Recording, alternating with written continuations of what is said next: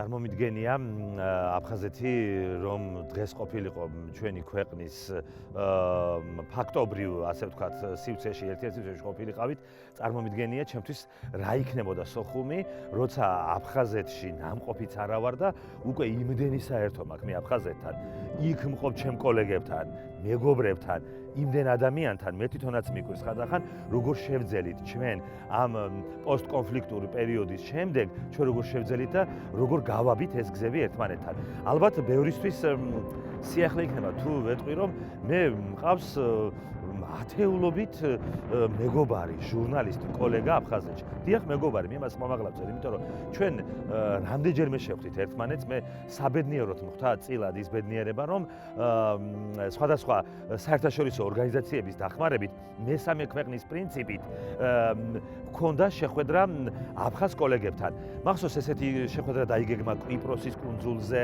ესეთი შეხვედრა დაიგეგმა სტამბულში, არაერთხელ მივიღე მონაწილეობა, სომხეთში არაერთხელ მივიღე მონაწილეობა და შეიძლება ეთქვას ერთი 6-7 ჯერ მაინც შევხვდი მე აფხაზ კოლეგებს და ათეულზე მეტ ადამიანს, კოლეგას, რომელიც აქტიურად მუშაობს მედიაში აფხაზეთში, ჩემთან ერთად იყვნენ სხვა ჩემი კოლეგები, მათ შორის მწერალი დავით ტურაშვილი და ძალიან ბევრი კარგი ადამიანი, მაგრამ ჩემთვის იყო საოცარი მოსაგონებელი მომენტი, როცა მე სოხუმელმა მათ შორის გაგრიდანაც იყო, ვთქვათ, მთლიანად აფხაზმა კოლეგებმა სოხუმში დამპატიჟეს. მახსოვს ეს, როდესაც ერთ-ერთ შეხვედრაზე გაკეთა ხმამაღლა, რომ იცით, ჩვენ დათო ლიკლიკაძეს ველოდებით სოხუმში და მას პრობლემა არ ექნება. მოვაგვარეთ, გალდან თქვენ ჩვეულებრივად შემოხვა, ჩვენ დაგვხდებით და თქვენ გიმართებდათ სოხუმში. პირველი ჩემი გაოცება რაც იყო, როგორ მე ამის საშუალება მომეცემა, შემომიშვებენ, ესა სოხუმში, ცხელ როგორ არ მინდა, ვის არ უნდა სოხუმის ნახვა, რომელ ქართველს არ უნდა. მერე სამწუხაროდ მოხდა ისე რომ კიდე რაღაც აგვისტოს ომი წამოვიდა, მე კიდე უფრო დავცილდით ერთმანეთს სამწუხაროდ, იმიტომ რომ ყველა ომმა, ისევე როგორც სამხრეთ ოსეთთან და სამაჩაბლოსთან, ისევე როგორც აფხაზთან, კიდე უფრო დაგვაშორა ერთმანეთს, მაგრამ ჩვენი მეგობრობა არ განელებულა.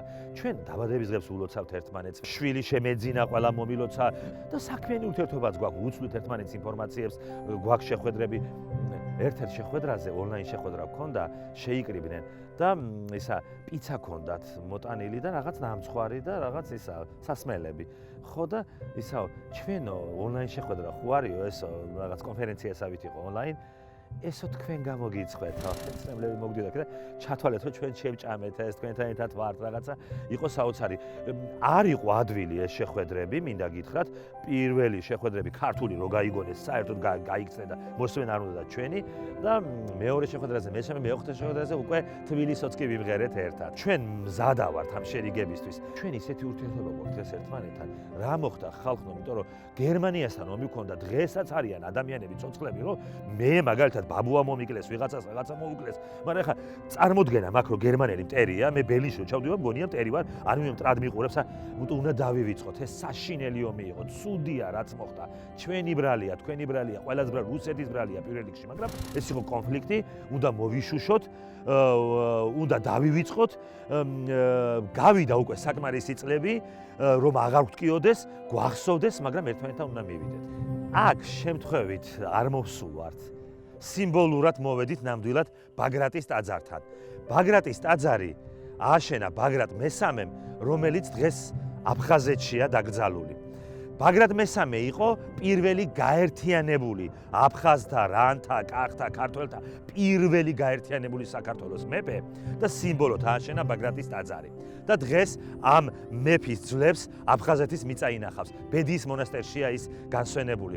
ასე რომ ჩვენ ძალიან ბევრი საერთო გვაქვს ხალხო, აქედან მოყოლებული და ხო უამრავი გვაქვს, მაგრამ სწორედ მოდი აქედან, სადაც მე დღეს ვიმყოფები, გაერთიანებული საქართველოს პირველი სატახტო ქალაქიდან, აქედან მინდა გამოგიგზავნოთ დიდი სიყვარული და მშვიდობა გითხრათ.